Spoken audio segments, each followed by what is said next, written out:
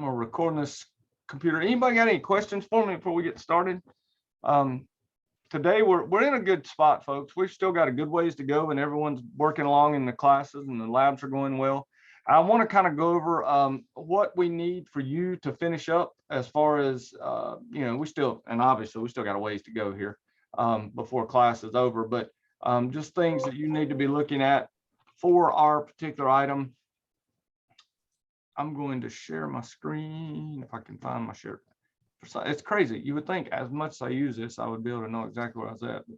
But, number one is, 25 labs of your choice or more. I mean, obviously, of your choice. And if you don't get full of 25, folks, if you do 20, 22, I'm not going to have a heart attack. I'm not here to be the person who's to fail you. I'm here to help you learn this material and use it in your classroom. The chapter exams, finish all of those. Remember, they're set up to let you take them up to 10 times a piece. So again, we're just wanting you to learn the material. There's a final, man, I cannot type, written exam on NetAcad. Okay, so that will be in there. So you must take it, and the course feedback must be finished on NetAcad. All right, so those two are required. And then there is a hands-on final. Now, if you want to do the final on your local machines, you can do that. It will be easiest probably for us to do this on our NetLab system. And then you just email me the completed doc. So the completed doc. So, and I'll go and tell you what it is. In that hands-on final, you're going to go in and look at an attack that has taken place by opening up a series of files. And you will notice that's a good part of what we've done in the class, and what we're doing in class is we open up captures and look at the captures and then use our tools and our experience to understand what is happening in those captures. That, folks, is what a first level SOC analyst does a great deal also. So that's one of the things we're going to be doing. With that hands-on final, you can do it in NetLabs. If you absolutely want to do it locally, you can also do it locally. Just let me know and I'll help you get set up with that. I'll send you the document because the document is in the NetLabs assignment. So if you go into NetLabs, folks, if I go into NetLabs, cannot type today. Go into NetLabs, you go to our class, so schedule a new lab.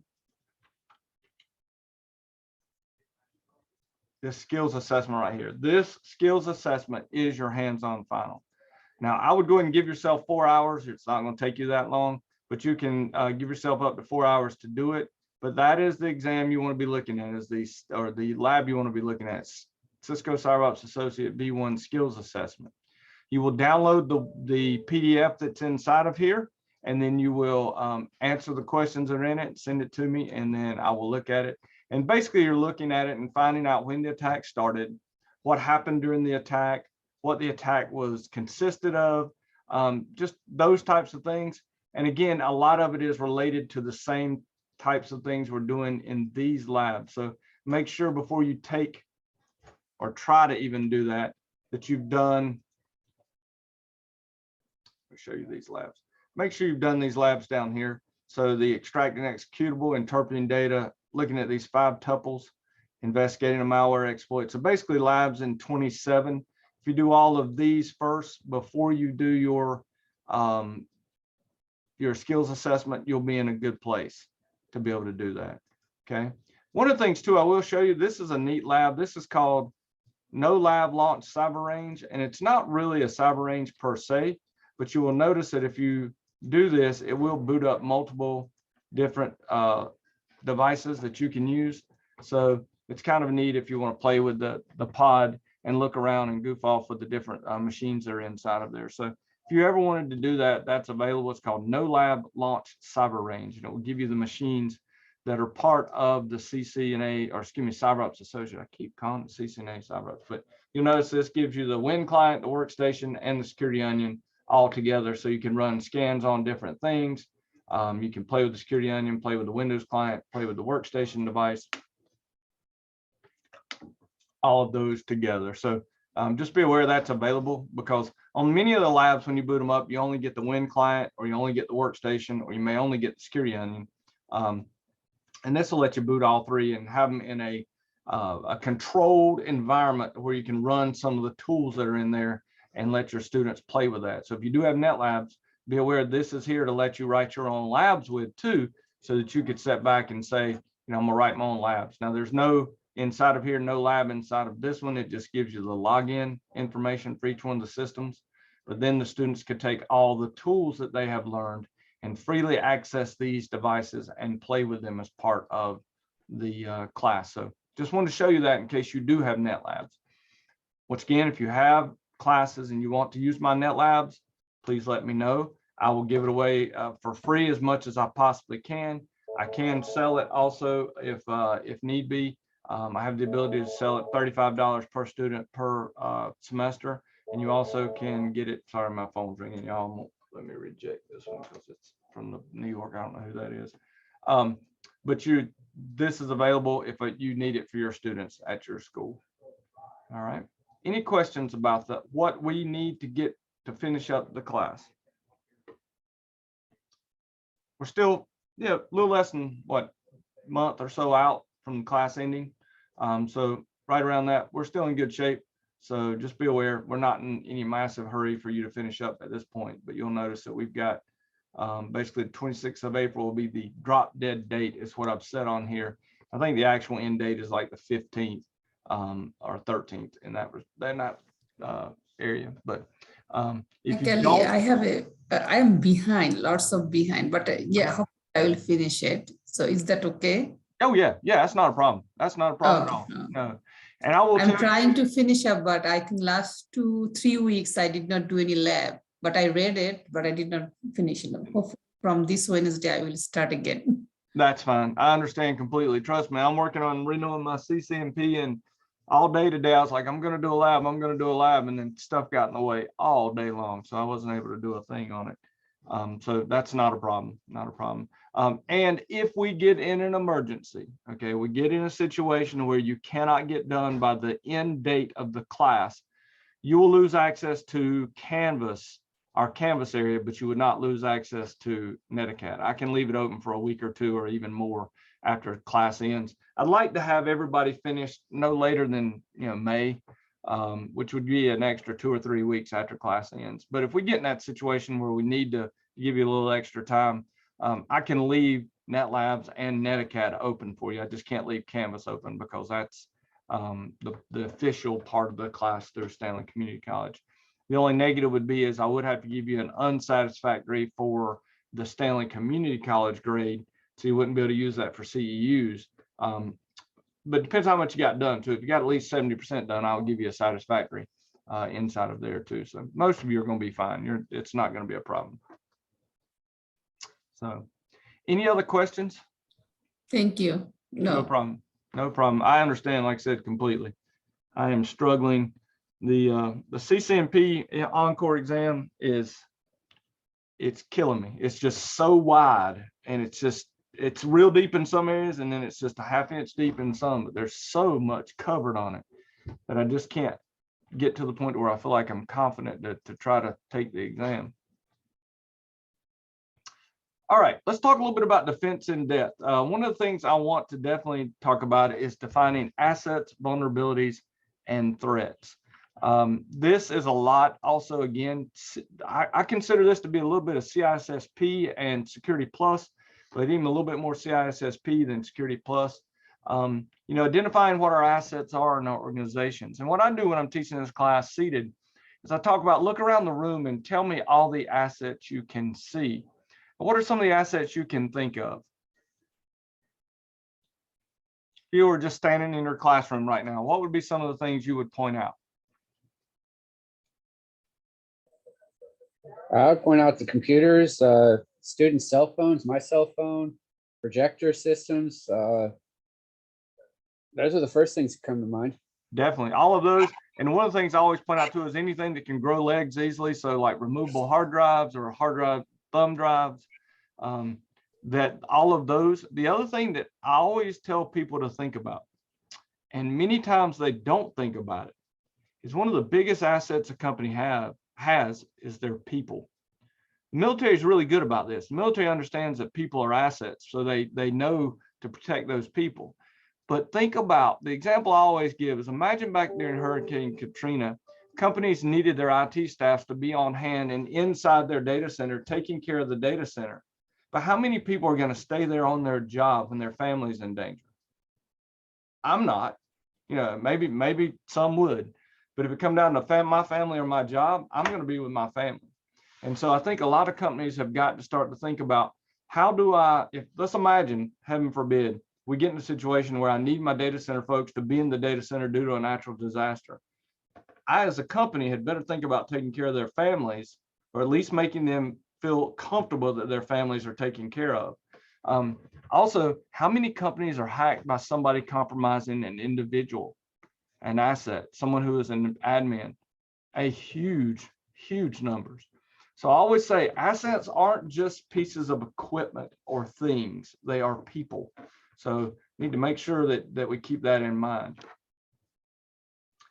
Vulnerabilities are what can be used to attack a system, or what is a possible way to get into a system.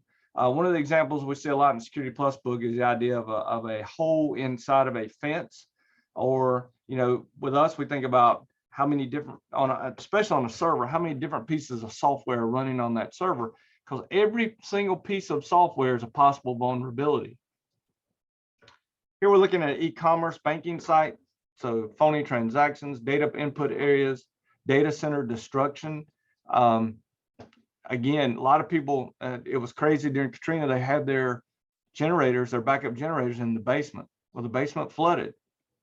You have no generators now, okay?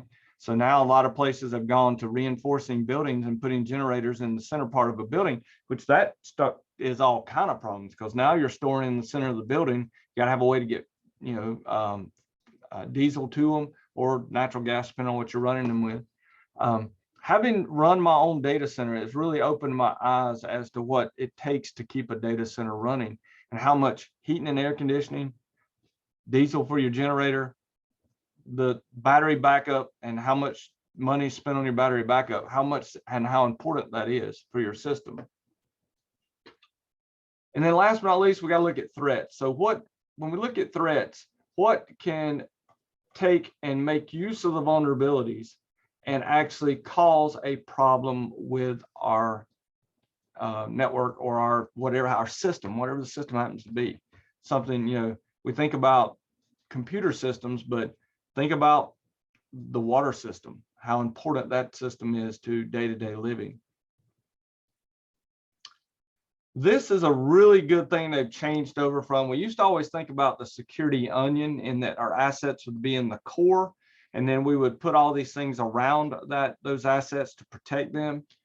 But today, because of our more spread out and cloud-based networking landscape, it's more like a security artichoke. And that is, there's little pieces that we keep popping off one piece just to try to get into the core.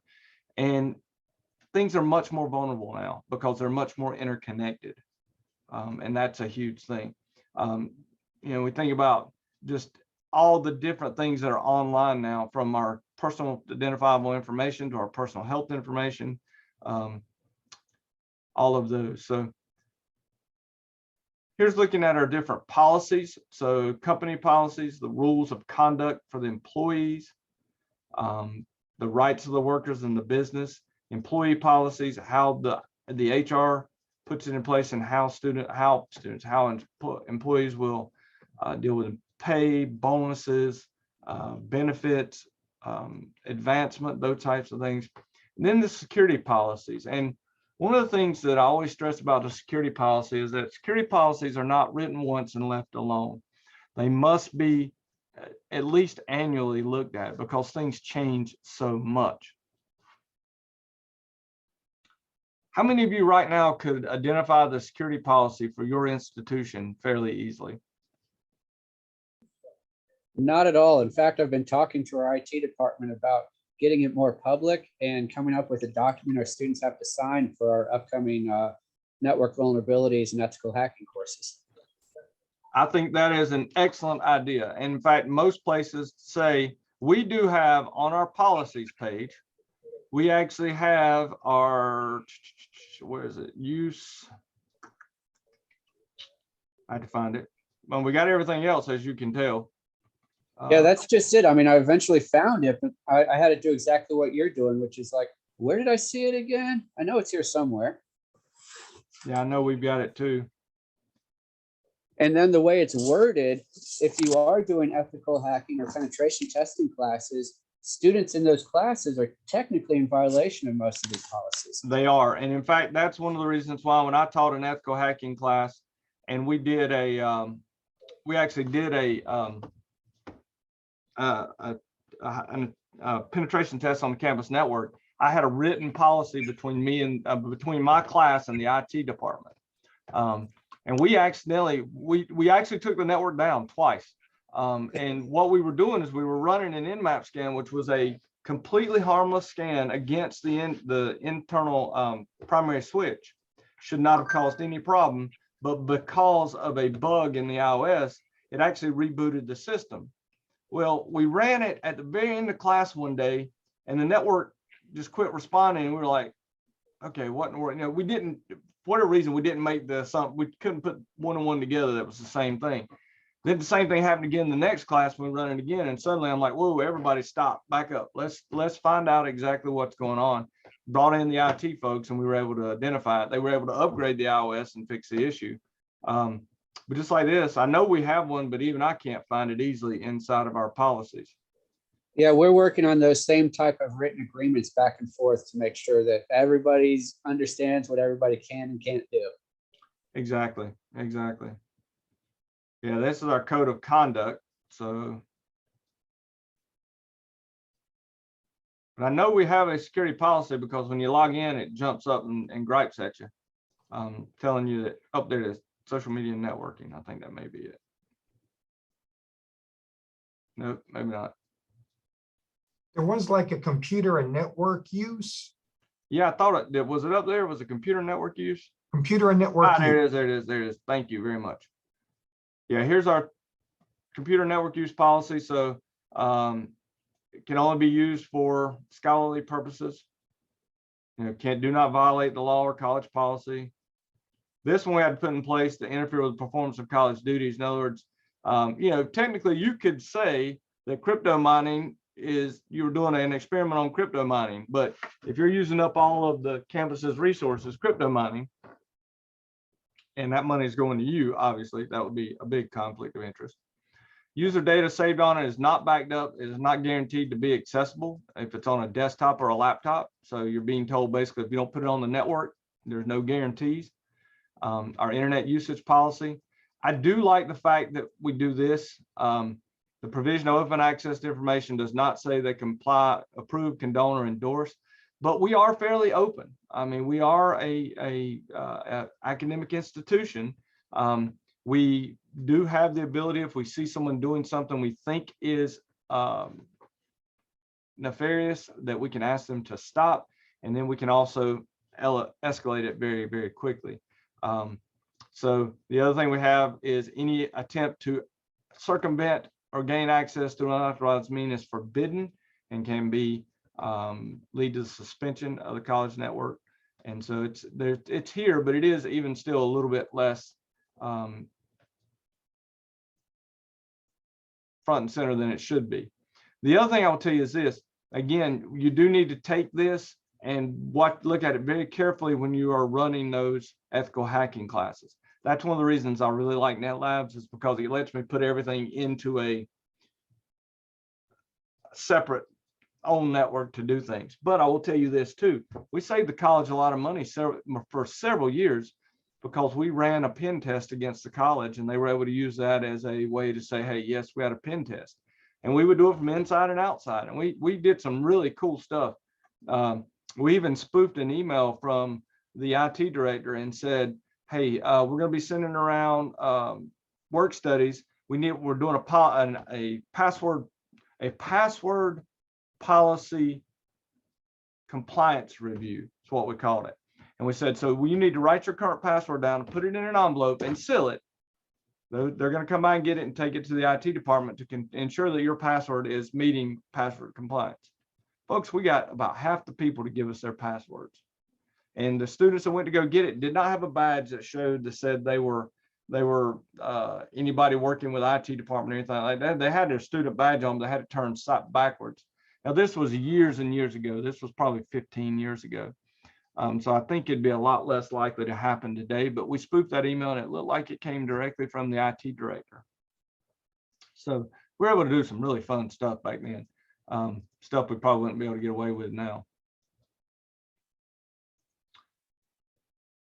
But again, that policy, the commitment to security, expected behavior, you got to get your buy-in to them. I will tell you this, one of the things you don't want to do when you write a security policy is the IT department doesn't want to write it and then try to force it on to everybody. You need to have people in every different area because, you know, just like for us, when we're teaching our networking classes for Cisco, you've got to be able to change IP addresses on the desktops.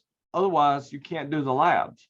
So you got to be able to log in as at least an elevated account user to be able to do that. So there's always exceptions. And when the policy gets in the way of learning and the policy gets in the way of the business doing its business, there's a problem there. But I will say there's always going to be a balance too. The more security, the less accessible. The more accessible, the less secure.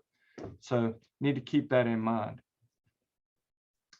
BYOD policies. This one is huge and we don't really have much of it in ours, but I really think this is what we need to add to ours in terms of this here. We don't have really anything on BYOD and everyone brings in their phones. My phone's connected to the wireless.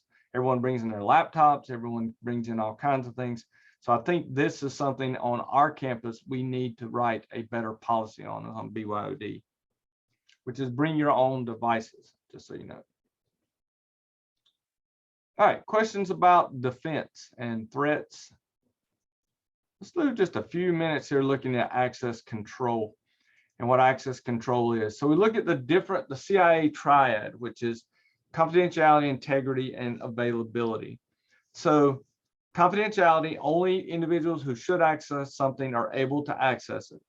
Integrity, data in transit, in storage, or at rest is not changed in any way from its original form.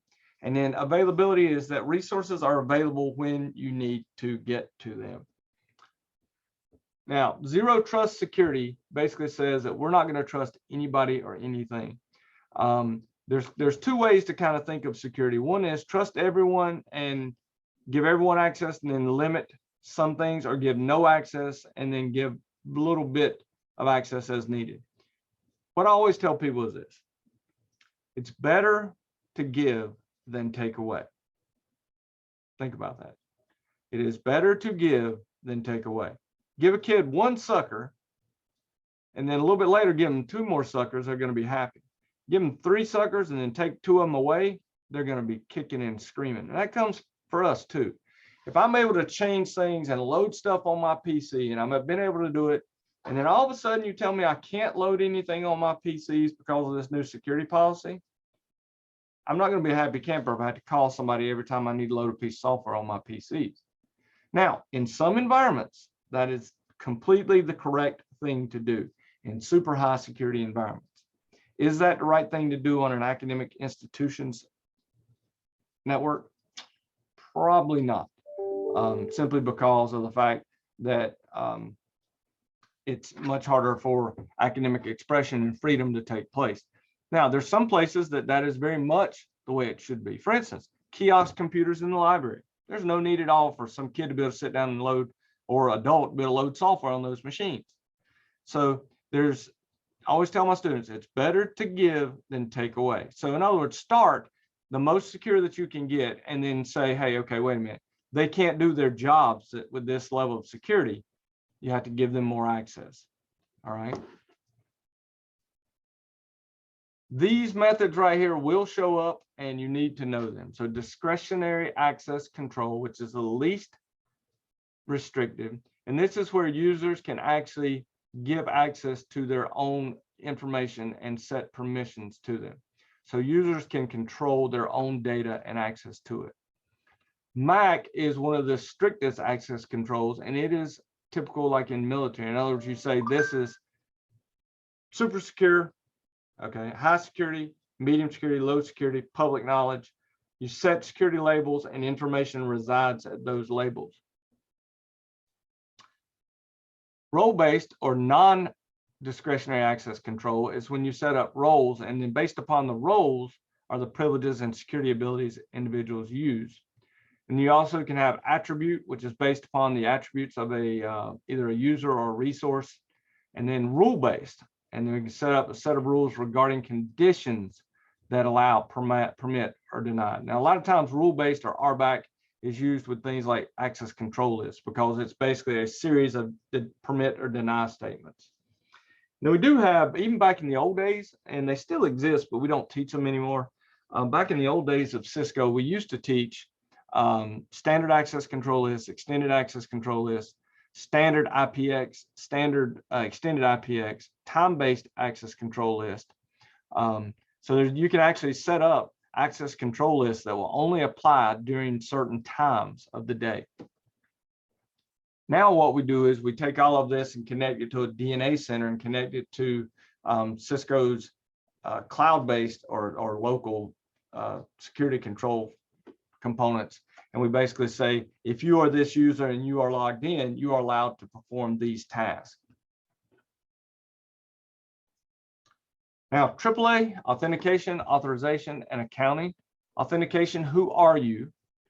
Authorization, once we know who you are, what are you allowed to do? And then accounting, what did you do? Okay, so authentication, AAA, by the way, will not work without authentication first. You can't do authorization or accounting if you don't have authentication. You must know who is logging in before you can say what they can do or what they did. Here's an example of credit card authentication, who you are, authorization, how much you can spend, and then what you spend it on. Okay, love this wings and things. Here, get some wings.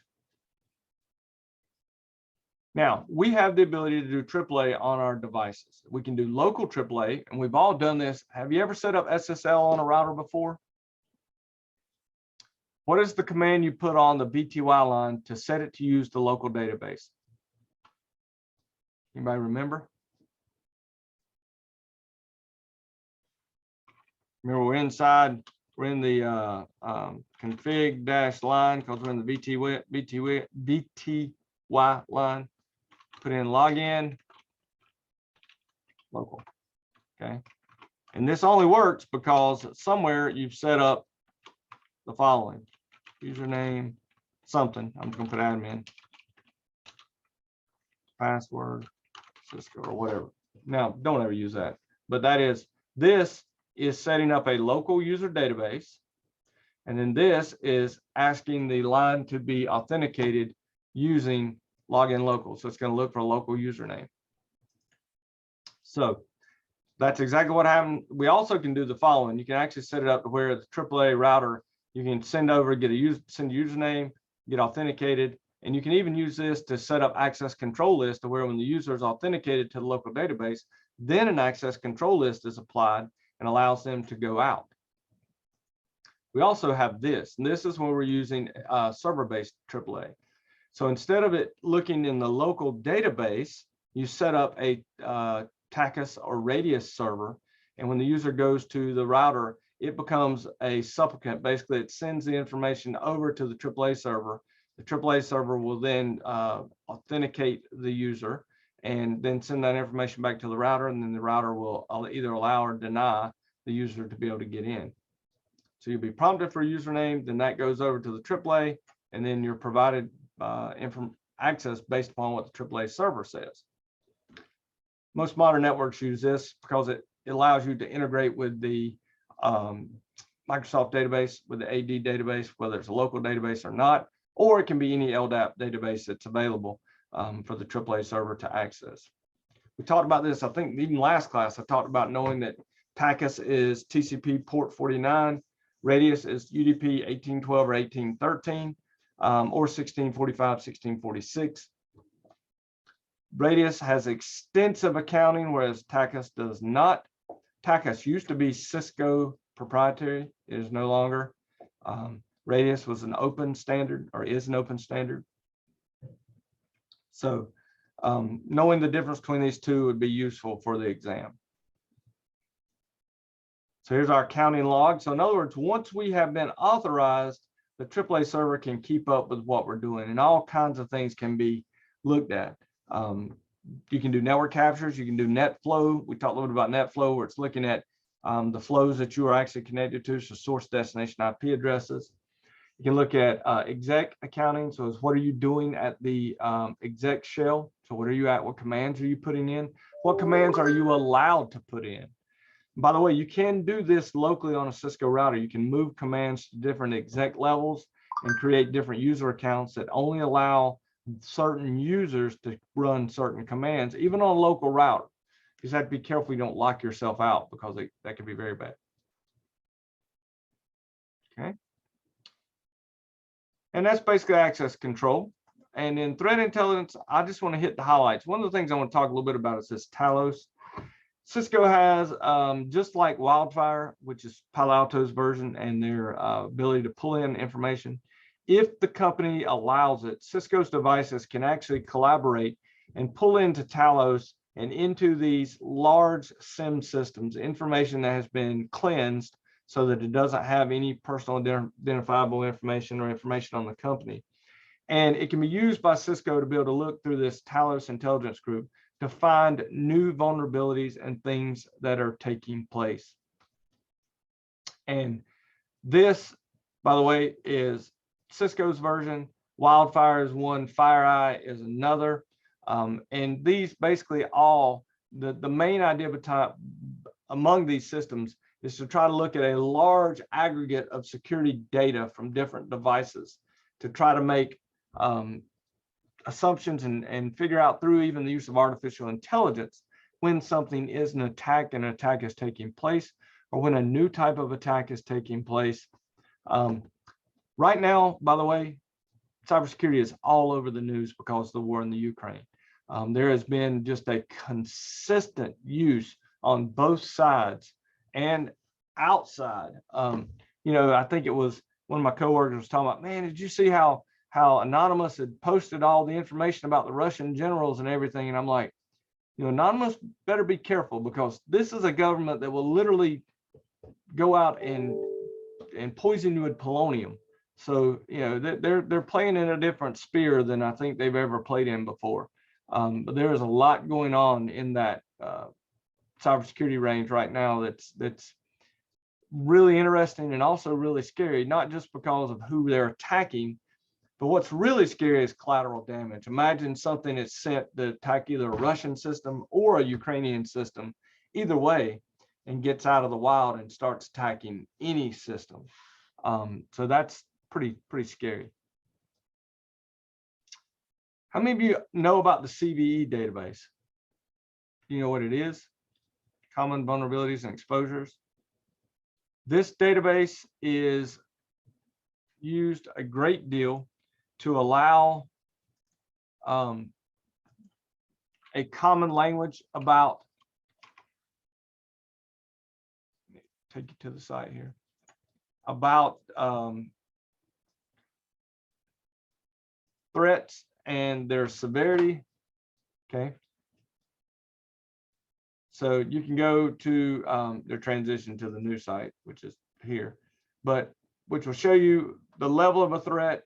And it's based upon, and when you dig into the CV itself, the threat's eventual level is whether it can be completed remotely or locally only, what level it takes, how much knowledge it takes to do it, how long it's been known about, okay? And all of these are put out there, and then you can go and search for CVEs and find out about different ones that have taken place. So the most recent one that we've dealt with, let's see if I can find the one that I want to look at over here. So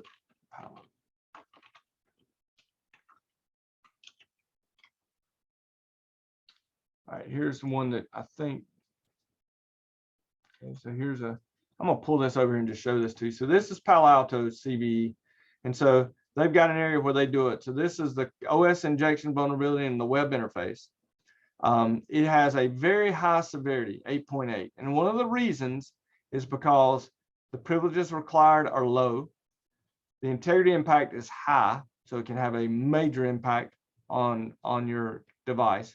Complexity is low, and the confidentiality impact and the availability impact is extremely high. So anytime these are that way, you're going to get a high severity.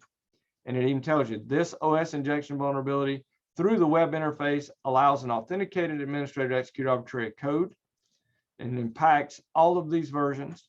And then it tells you what version you need to be running in order to not be impacted by it. If you go back here, here's one in Global Protect. Okay, notice it's 7.4 because it's a local attack vector. So it still was bad, but because it's a local attack vector, it's not seen as bad as a network attack vector. So the CVE is used so we can discuss vulnerabilities with a common framework. And we'll talk more about that as we move along. Okay. And that's pretty much all it's going to go over today. I don't really have a whole lot more, folks, today. Are there any questions on what we're doing or the class itself? I know a lot of you need to catch up, which is perfectly fine. We are, again, we have time. We've even got some time built in here soon that gives you time just to do some catch up. I'm going to stop recording.